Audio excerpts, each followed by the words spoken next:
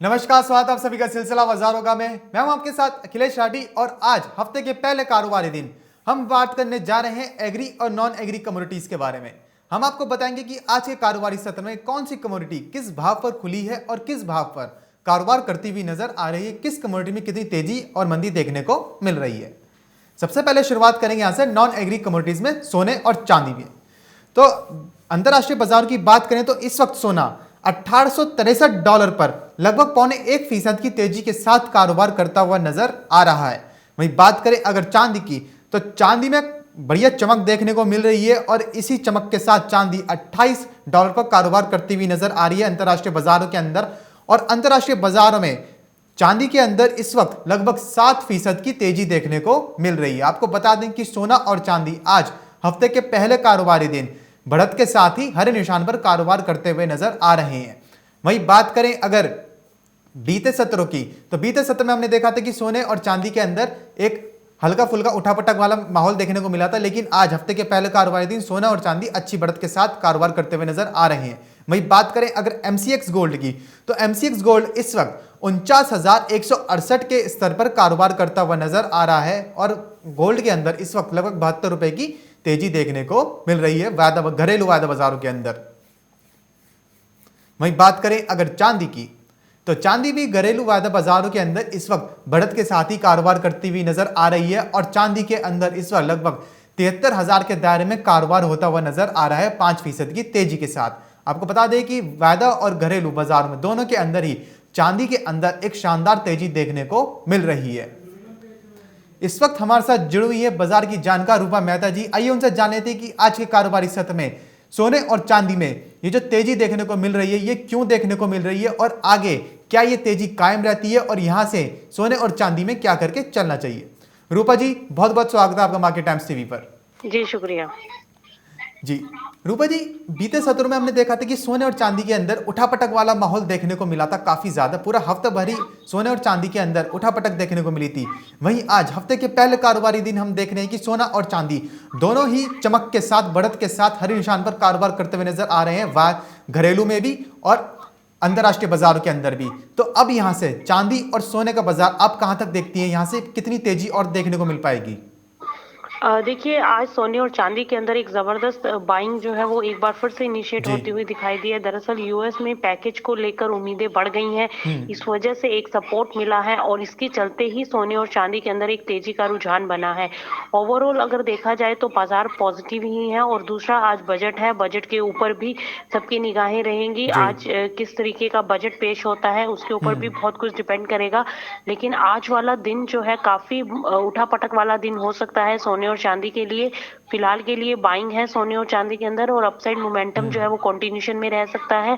जिस तरीके से हम इंटरनेशनल मार्केट्स में सोने को जी। $1863 पर कारोबार करता हुआ देख रहे हैं, तो लग रहा है कि ऊपर में 1870 से लेकर $1880 की रेंज हो सकता है कि मार्केट दिखला दे और नीचे में $1840 इस रेंज के बीच में आज इंट्राडे में देखने को मिल सकता है। लेकिन बजट के दौरान अगर गोल्ड के ऊपर कुछ भी निकल कर आता है तो उसके ऊपर एक इम्पैक्ट जरूर आता हुआ देखेंगे, तो उठापटक काफी रह सकती जी। है। फ्रेश एंट्री इसमें बिल्कुल नहीं लेनी चाहिए। आज सोने और चांदी के अंदर अवॉइड करें। जिनका बाइंग रखा हुआ है वो बिल्कुल होल्ड करें, स्टॉप लॉसेस के साथ अपनी पोजीशन को कैरी करके चले। लेकिन फ्रेश बाइंग यहाँ पर अवॉइड करनी चाहिए। आज इंट्राडे पॉइंट ऑफ व्यू से ट्रेंड पॉजिटिव है।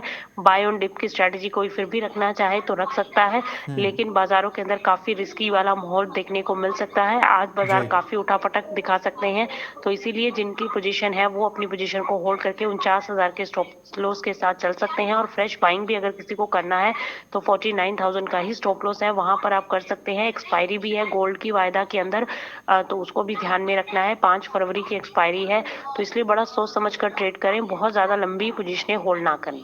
जी रूपा जी, बात करें अगर ज्वेलरी ज्वेलरी इंडस्ट्री की, तो ज्वेलरी इंडस्ट्री से भी हमारी बातचीत हुई थी, तो उनका ये कहना था कि आने वाले बजट से जो आज पेश होने वाला है, उनकी ये उम्मीद है कि जो कस्टम ड्यूटी है गोल्ड के ऊपर वो कम होनी चाहिए।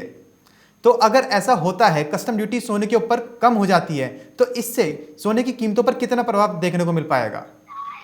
देखिए, अगर कस्टम ड्यूटी कम होती है तो सोने की कीमतें जो है एक बार थोड़ा-सा दबाव में आ सकती हैं और ऊपर डिपेंड करेगा कि आगे फिर माँग कैसी निकलती है। लेकिन जी। फिलहाल ऐसी इंडस्ट्री उम्मीद कर रही है, लेकिन मुझे नहीं लगता कि ऐसी कोई बहुत बड़ी राहत वाली खबर आज मिलने वाली है। क्योंकि अभी और बहुत सेक्टर्स हैं जिनके ऊपर फ़ोकस रहेगा सरकार का। जहाँ तक गोल्ड की बात है, बिल्कुल इंडस्ट्री ये डिमांड कर रही है कि इम्पोर्ट ड्यूटी को घटाया जाए। लेकिन मुझे लगता है कि थोड़ा मुश्किल होगा कि अभी इस वक़्त पर इम्पोर्ट ड्यूटी को घटाना, और अगर ऐसा होता है तो काफ़ी उठा-पटक वाला माहौल रह सकता है। सोना एक बार गिरावट भी दिखा सकता है, अगर ऐसा कुछ अनाउंसमेंट होता है। तो इसीलिए मैंने बोला कि आज काफ़ी रिस्की रह सकता है मार्केट, तो थोड़ा-सा वेट करें, अवॉइड करें आज कोई भी बाइंग पोज़ीशन लेने से या सेलिंग पोज़ीशन लेने से। जी। तो जैसे कि रूपा जी ने बताया कि आज बजट पेश होने वाला है दोपहर 11 बजे। अगर बजट में कोई भी ऐसा फैसला आ सकता है तो उसकी वजह से सोने और चांदी की कीमतों पर प्रभाव पड़ता हुआ नजर आएगा। इसलिए आज सोने और चांदी में थोड़ी दूरी बनाकर चलना ही बेहतर रहेगा।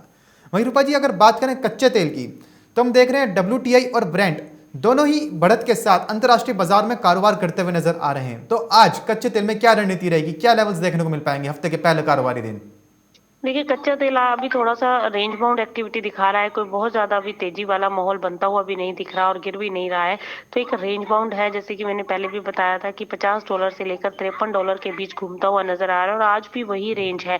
स्टिल बाय ऑन डिप की स्ट्रैटेजी रखें, निचले स्तरों पर खरीदारी के मौके ढूँढें। अब नीचे में 3800 के नीचे मिलता है तो वहाँ पर खरीदारी की जा सकती है। और ऊपर में मुझे लगता है कि 3860 से लेकर 3880 की तेजी हो सकती है और नीचे में 3800 का लेवल देखने को मिल सकता है। तो जी। ये रेंज के बीच में आज कारोबार देखने को मिल सकता है।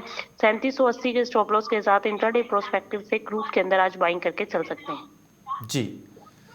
वहीं रूपा जी, बात करें अगर बेस मेटल्स की, तो बेस मेटल्स में हमने देखा था कि बीते सप्ताह बेस मेटल्स के अंदर थोड़ा नरमी वाला माहौल देखने को मिला था। बेस मेटल्स की कीमतों पर एक प्रेशर बनता हुआ नजर आया था। वहीं आज हफ्ते के पहले कारोबारी दिन देख रहे हैं कि बेस मेटल्स बढ़त के साथ कारोबार करते हुए नजर आ रहे हैं। MCX जिंक 207 पर, निकल 1293 और लेड 161 पर।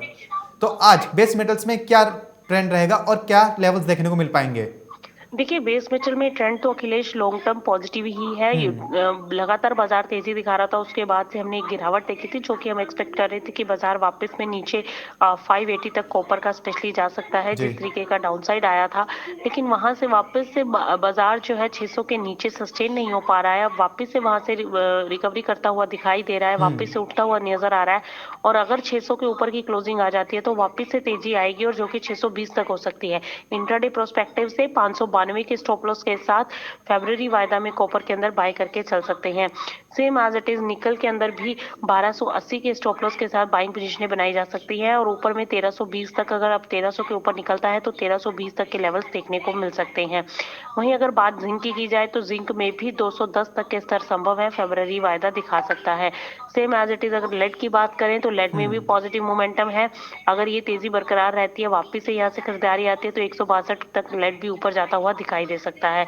तो ओवरऑल ट्रेंड इनका वैसे भी लॉन्ग टर्म में अगर देखा जाए तो तेजी वाला ही है, जी। क्योंकि अच्छी खासी डिमांड निकल रही है और आगे अब इंफ्रास्ट्रक्चर में और ज्यादा तेजी आने की उम्मीद है, तो जिसके चलते बेस मेटल्स की डिमांड बढ़ती हुई दिखाई देगी। इंडस्ट्रीज की तरफ से डिमांड पिकअप होगी और उसकी वजह से कीमतों के ऊपर एक सपोर्ट मिलता हुआ दिखाई देगा। ऑलरेडी कीमतें अपने लाइफ टाइम हाई पर चल रही हैं और आगे और नए हाई छूती हुई भी नजर आ सकती हैं। तो मुझे लगता है कि बेस मेटल्स के अंदर हल निचले स्तर पर खरीदारी करके चलना चाहिए। जी। वहीं रूपा जी, नॉन एग्री कमोडिटीज में आज के लिए ऐसी कौन सी कमोडिटीज रहेंगी जो सबसे ज्यादा मुनाफे का सौदा साबित हो सकती हैं? देखिए, नॉन कमोडिटीज की, एग्री कमोडिटीज की अगर बात करें तो आज कॉपर में बाय करें और क्रूड में बाय करके चल सकते हैं और सोने और चांदी से दूरी बनाकर रखना चाहिए। जी। तो जैसे कि रूपा जी ने बताया कि आज हफ्ते के पहले कारोबारी दिन यानी जिस दिन बजट पेश होने वाला है उस दिन सोने और चांदी से आप लोगों को दूरी बनाकर रखनी चाहिए। सोने और चांदी में उठापटक का माहौल देखने को मिल सकता है। वहीं बात करें अगर कच्चे तेल की, तो कच्चे तेल में निचले स्तर पर खरीदारी करके चल सकते हैं। वहीं बेस मेटल्स के अंदर कॉपर में आप बाइक ऑन डिप की स्ट्रैटेजी बनाकर चल सकते हैं। तो ये तो बात करी थी हमने नॉन एग्री कमोडिटीज की। तो फिलहाल इस बुलेटिन में बस इतना ही, कहीं जाइएगा नहीं क्योंकि खबरों का सिलसिला यूं ही बना रहेगा मार्केट टाइम्स टीवी पर।